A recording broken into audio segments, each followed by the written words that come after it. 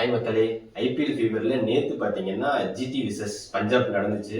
என்ன கேட்டீங்கன்னா லாஸ்ட் 3 மேட்சை பொறுத்த அளவுக்கு இந்த மேட்ச் வந்து கொஞ்சம் நல்லா போச்சுன்னு நினைக்கிறேன். ஏன்னா ஃபர்ஸ்ட் ஹாஃப் ஃபுல்லா பஞ்சாப் டாமினேட் பண்ணாங்க.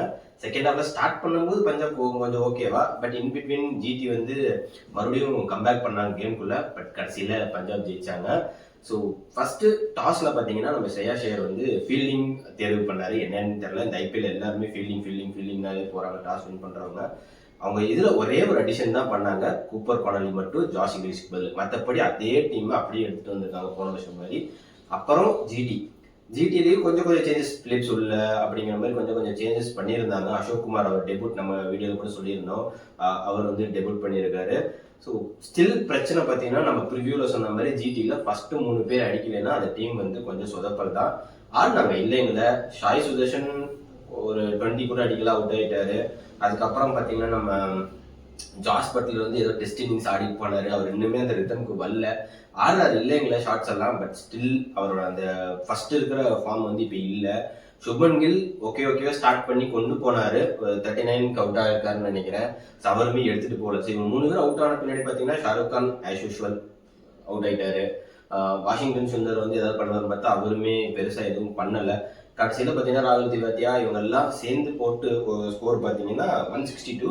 அதில் கடைசி ஓவரில் ஹர்ஷதீப் சிங்க்கு கொடுத்தாரு பாருங்க வைடு, 12 ரன்னா 14 ரன்னா கொடுத்துருப்பாருன்னு நினைக்கிறேன். வைடு நோபால்லேயே கொடுத்துட்டாரு எல்லா ரன்னையும்.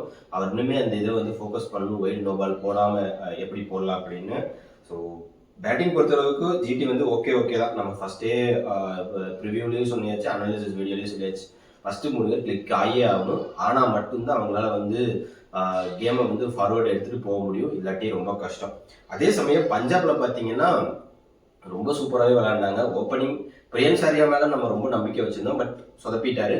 ஆனால் பிரப்சிமரன் சிங் பொழுதெடுத்துட்டாரு.